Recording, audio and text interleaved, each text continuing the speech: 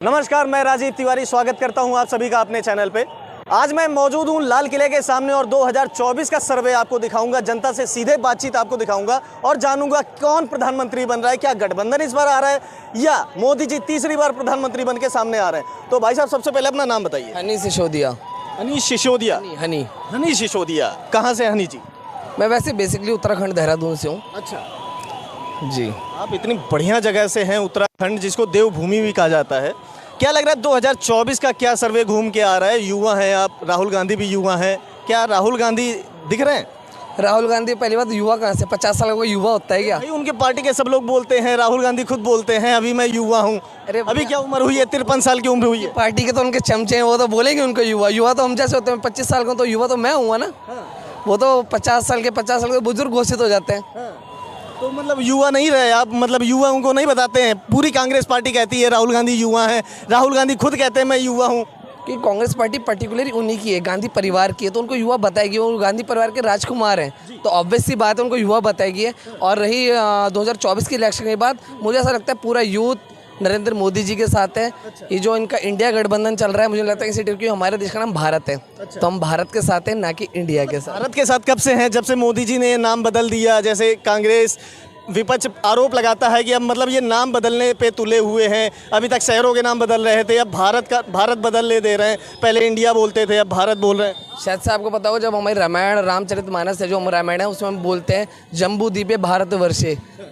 तो अखंड भारत हमारा शुरू से रहा है, तो हम पहले ही भारत के साथ थे और अब भी भारत के साथ हैं। भारत के साथ थे, भारत के साथ हैं। क्या देख रहे हैं 2024 में? राहुल गांधी एक तरफ अपनी दमखम दिखा रहे हैं, भारत जोड़ो यात्रा के सारे बता रहे हैं कि बहुत ज़्यादा प्यार हमको मिलने वाला है, 2024 में सरकार हम बनाने जा रहे हैं। नहीं, मुझे नहीं ऐसा लगता उनको ये करने का। जो भारत जोड़ो यात्रा थी कि उन्हें कोई बेनिफिट मिला है, पर मैं एक यूथ हूँ और ये पूरी यूथ जनरेशन चाहती है कि नरेंद्र मोदी जी दोबारा से भारत में प्रधानमंत्री बनकर आए। अगर मैं कारण पूछना चाहूँ क्यों बनने चाहिए? नरेंद्र मोदी 10 साल काम कर चुके, 10 साल बाद उनको फिर से क्यों मौका मिलना चाहिए?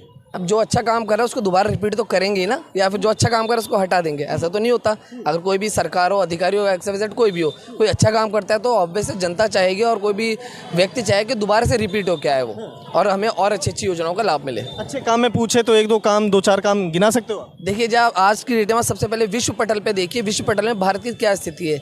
एक तरफ पहले जो मोदी जी को बैन कर रखा था कुछ देशों ने, आज वही सभी देश आज भारत को नतमस्तक हो रहे हैं। रशिया, ब्रिटेन और अमेरिका जैसे भारत को सलाम कर रहे हैं। तो इससे बड़ी अपॉर्चुनिटी क्या होगी हमारे लिए? हमारे सबसे पहले हमारा देश है। मतलब वो तो कांग्रेस वाले तो ऐसा बोल रहे हैं ना कि मतलब केवल हवाई बातें हो रही हैं, ज़मीनी स्तर पे कुछ नहीं हो रहा है। गरीबी इतनी हो गई है, महंगाई हो गई है, मोदी जी का ध्यान इधर नहीं है, वो केवल देश विदेश मतलब बाहर के उसमें लगे हुए हैं। ये गरीबी और महंगाई की पहली बात देखिए, हमारे जो देश है, चाहे वर्ल्ड की बात करें, यहाँ पर एक सीमित संसाधन है। इसमें कहने के हमें गरीबी मिटाने के लिए एक जनसंख्या नियंत्रण कानून भी लाना पड़ेगा, क्योंकि सब चीज़ सीमित साधन है। तो अब इतनी पॉपुलेशन हो रही है, तो कहाँ से मोदी जी अपने ऊपर से थोड़ी ना आएंगे, आसमान से थोड़ी ना चीज़ें टपकेंगी। तो इसलिए कहीं ना कहीं महंगाई का जो मुद्दा है वो ऑब्वियसली बात है, बढ़नी है। ऐसा नहीं तो जब कांग्रेस की सरकार थी पिछले 70 से, उसमें महंगाई नहीं बढ़ी। उसमें क्या वैसी था क्या? बिल्कुल महंगाई। हम 400 रुपये का सिलेंडर छोड़ के गए थे, मोदी जी ने 1200 रुपये का कर दिया। तो भैया राजस्थान में करे ना, वहाँ पर राजस्थान में तो कांग्रेस सरकार है। राजस्थान इनको जानकारी नहीं है। अभी इन्होंने कहा भारत संविधान के भारत चलता है, इंडिया क्या भारत चलता है संविधान से। संविधान में इंडिया एंड भारत लिखा है। संविधान में जब है 2004 में, हाँ, जब 2004 में कांग्रेस सरकार थी, ये विपक्ष में थे। जब इंडिया का नाम बदल के भारत ही करना चाह रहे थे, तब आपने विरोध किया था। 2015 में देश की इनकी सरकार थी, देश के प्रधानमंत्री यही थे। सुप्रीम कोर्ट में एक रिट लगी थी, एक मेंबर ऑफ पार्लियामेंट ने रिट लगाई थी इंडिया का नाम हटाने के लिए। इन्होंने हलफनामा दिया कोर्ट के अंदर। हमारी सरकार जो देश के प्रधानमंत्री हैं आज, इनकी सरकार ने हलफनामा दिया 2015 में कि इंडिया और भारत दोनों नाम हमें चाहिए, हमें नाम हटाने की ज़रूरत नहीं है। जब इंडिया का गठबंधन बन गया तो आज नाम हटाने की ज़रूरत क्या? नाम संविधान से चलेगा देश, ना कि संविधान के खिलाफ जो काम करेगा वो बदलेगा। 2024 में बदलाव आएगा, 2024 में बदलाव होगा। मतलब ये पक्का है। बदलाव आए हैं, वो जरूरी है कि अगर बदलाव है तो पता क्या चलेगा कि आप कंपेयर कैसे करोगे। दूसरी बात, चाचा एक चीज़ हम पहले आपसे रखना चाहेंगे, जो आपने बोला कि नाम बदला गया, मतलब क्या नाम डर के बदल दिया? जो उन्होंने इंडिया अपना नाम रखा गठबंधन का, तो डर की वजह से नाम बदला गया है कि नहीं इंडिया भी इनको नहीं दिखेगा, भारत हम दिखाएंगे? ऐसा है, नाम बदलते तो 2004 में इसका विरोध नहीं करना चाहिए था इनको, 2015 में हलफनामा देना चाहिए। डर तो नहीं गई, हमारा सीधा सा सवाल, क्या भाजपा डर गई है? खौफ है, डर है। इंडिया गठबंधन का डर हो गया है। नाम बदलने से कोई बेटे सीधा खड़ा रहे, नाम बदलने से ना तो जनता का रुख बदलता, नाम बदलने से जनता का दिमाग नहीं पलटेगा। मानो इन्होंने भारत कर दिया और भारत करने का कल को उन्होंने भारत रख दिया तो भारत का नाम भी बदल देंगे। एक मिनट रुकना आप भाई साहब, थोड़ा सा आगे आ जाइए। क्या नाम हुआ आपका? अमन ठाकुर अमन ठाकुर जी। कहाँ से? यूपी से। यूपी से हैं। बाबा जी की सरकार है यूपी में, कैसा काम है? बढ़िया काम है, काम तो A1 है। ठीक है सब? बिल्कुल बिल्कुल, माफिया सब दूर हैं, बिल्कुल सब A1। अखिलेश यादव कह रहे हैं सरकार खुद माफिया हो गई है। कहने वालों को हो गया होगा, लेकिन अब आम जनता बिल्कुल सही है हमारे तरफ। 2024 में क्या दिख रहा है? लोकसभा का चुनाव है, प्रधानमंत्री का चुनाव है, प्रधानमंत्री किसको बना रहे हो? मोदी है, फाइनल है। मोदी फाइनल है? फाइनल हमारी तरफ से मोदी फाइनल। राहुल गांधी? नो, क्यों भाई? नहीं है ना, वजूद नहीं है उनका हमारी तरफ यूपी में। इंडिया में पहले डिसाइड तो हो जाएगा प्रधानमंत्री का फेस है कौन। जब विपक्ष में फेस ही नहीं प्रधानमंत्री है तो हम ऐसे कैसे राहुल गांधी को बोल सकते हैं? वो तो गठबंधन का चुनाव लड़ रहे हैं ना। इंडिया मोस्टली पार्टीज एक होकर चुनाव लड़ रही है, तो उनमें तो अभी ये डिसाइड नहीं हो पा रहा है कि प्रधानमंत्री का फेस कौन है। ये तो छोड़े, ये भी उनमें डिसाइड नहीं कौन सी सीट से कांग्रेस लड़ेगी और कौन सी सीट से सपा लड़ेगी, कौन सी सीट से ममता बनर्जी की पार्टी लड़ेगी, उनमें ये डिसाइड नहीं है।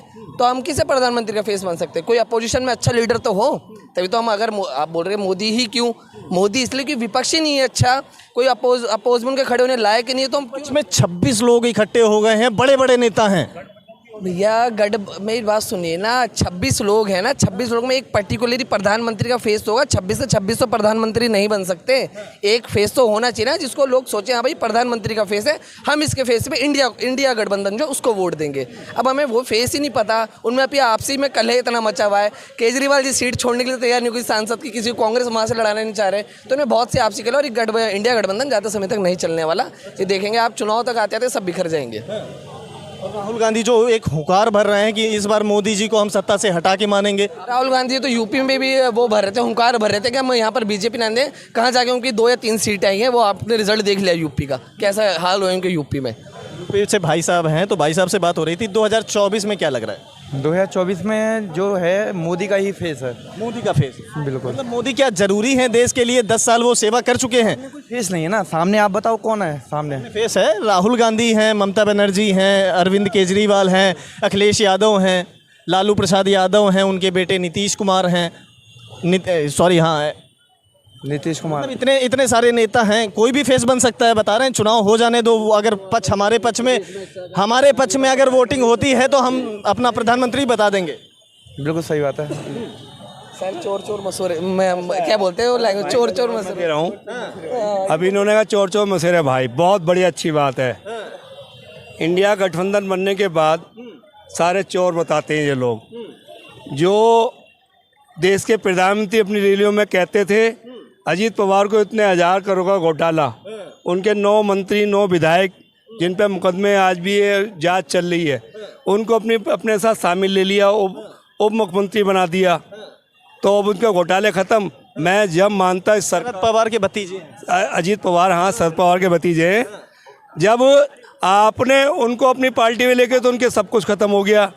और नहीं, जब वो शरद पवार के साथ थे तो उन पे इतने 1000 के घोटाले थे, उनकी CBI जांच, ED जांच, फलानी जांच, ये मुकदमे जेल भेजेंगे। और वहाँ वो जो मुख्यमंत्री बने हुए हैं, जो मुख्यमंत्री बीजेपी के, वो कहते थे अजीत पवार को चक्की पिसवाएंगे। आज वो चक्की कहाँ गई?